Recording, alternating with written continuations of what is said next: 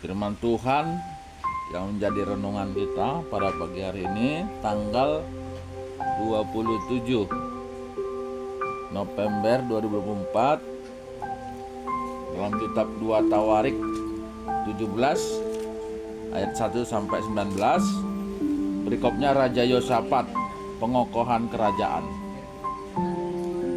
Maka Yosafat anaknya menjadi raja menggantikan dia sebagai pemimpin Israel. Ia memperkuat dirinya dengan menempatkan tentara di semua kota yang berkubu di Yehuda dan pasukan-pasukan pendudukan di tanah Yehuda serta di kota-kota Efraim yang direbut oleh Asa ayahnya. Dan Tuhan menyertai Yosafat karena ia hidup mengikuti jejak yang dahulu dari Daud tanpa leluhurnya dan tidak mencari Balbal. Bapa leluhurnya tidak mencari Balbal, melainkan mencari Allah ayahnya. Ia hidup menurut perintah-perintahnya dan tidak berbuat seperti Israel.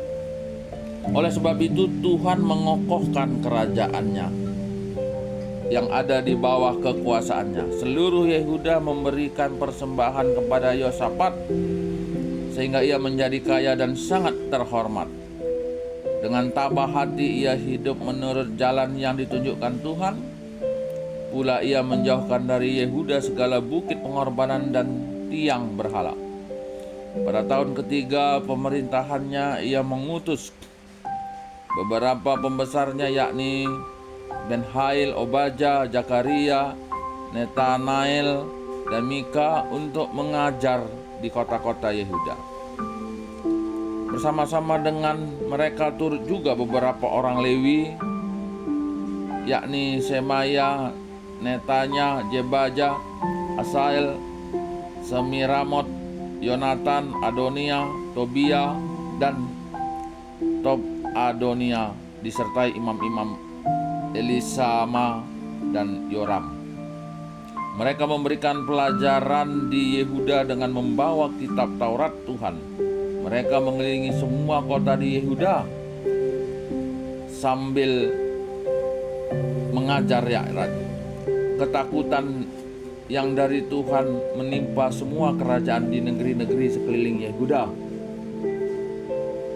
sehingga mereka tidak berani berperang melawan Yosafat. Dari antara orang-orang Filistin ada yang membawa kepada Yosafat persembahan dan perak sebagai upeti. Juga orang-orang Arab membawa kepadanya kambing domba jantan 7.700 ekor dan kambing jantan 7.700 ekor. Yosafat makin lama makin kuat, menjadi luar biasa kuat. Di Yehuda ia membangun benteng-benteng dan kota-kota perbekalan. Banyak perbekalannya di kota-kota Yehuda.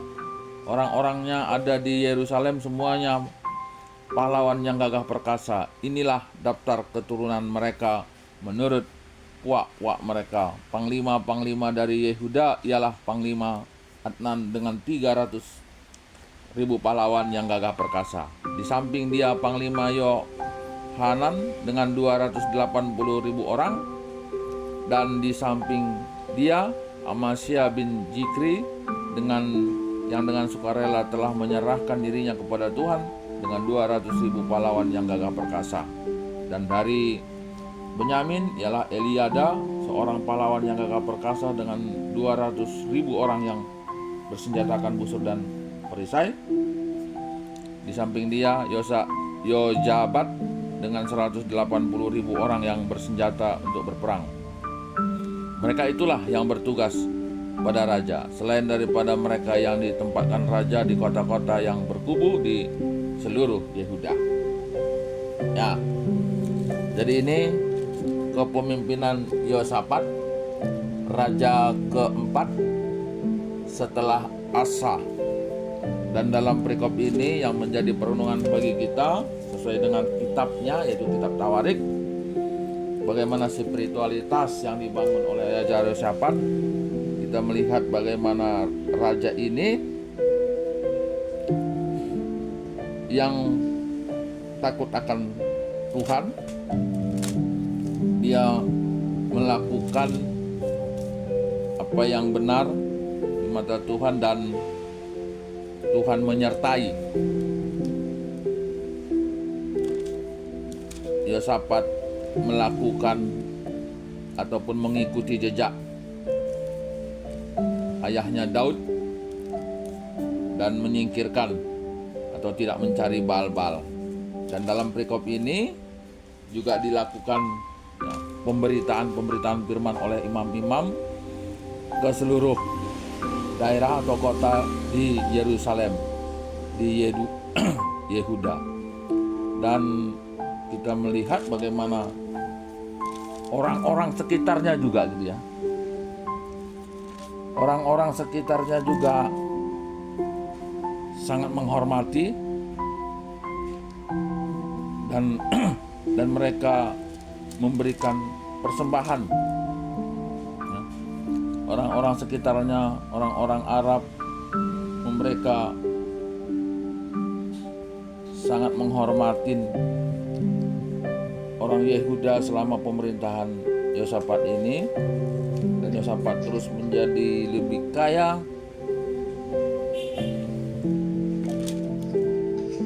dan ya, Yosafat dan banyak keturunannya. Nah, yang menjadi perumahan kita, ya mungkin inilah yang dikatakan oleh pemazmur Amsal, bahwa ketika orang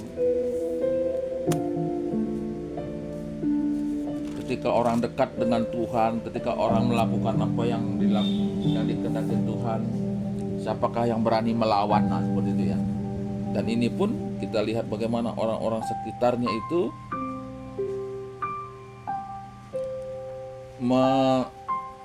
berpikir gitu kalau ketika dia mau melawan. Dalam pasal 10, ketakutan yang dari Tuhan menimpa semua kerajaan di negeri-negeri sekeliling Yehuda, sehingga mereka tidak berani berperang melawan Yosafat. Nah, ketika pemberitaan firman disampaikan, ketika orang-orang menyembah kepada Tuhan, nah inilah yang terjadi. Nah, lalu bagaimana dengan situasi saat ini? Ya, ini pilkada, hari ini pilkada. Tentu kita juga sangat mengharapkan gitu ya, pemimpin yang terpilih sebagaimana seorang Yosafat yang takut akan Tuhan dan jauh dari berhala, supaya bangsa-bangsa di sekitar kita juga sangat menghormati atau takut. Tapi pada saat ini kita melihat banyak ya negara tetangga yang justru masuk ke wilayah Indonesia ya, mengambil hasil laut ya.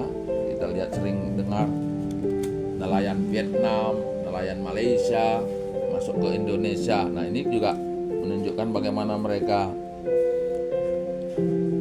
tidak menghormati Indonesia. Nah, ini juga perlu jadi perenungan bagi kita, dan tentu kita mulailah dari rumah tangga, perpulungan, runggun, gereja secara sinodal,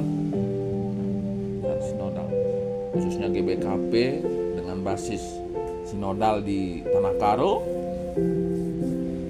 Penting juga supaya di Tanah Karo dan sekitarnya itu perlu pemberitaan firman ini disampaikan setiap sudut desa gitu ya, supaya hal-hal yang bersifat berhala itu tidak lagi dipuja. Dan ya, kita berharap Tanah Karo menjadi satu daerah yang disegani gitu ya, disegani oleh orang-orang sekitar. Nah, jadi marilah kita pun yang hidup pada saat ini jadilah Yosafat era saat ini, yang takut akan Tuhan, hidup seperti leluhur yaitu Daud pada zamannya. Berbahagialah orang yang merenungkan firman Tuhan siang dan malam, karena ia akan hidup seperti pohon yang tumbuh di pinggir sungai, yang berbuah pada musimnya dan daunnya tidak pernah layu, dan apapun yang dilakukannya akan berhasil. Demikian firman Tuhan. Amin.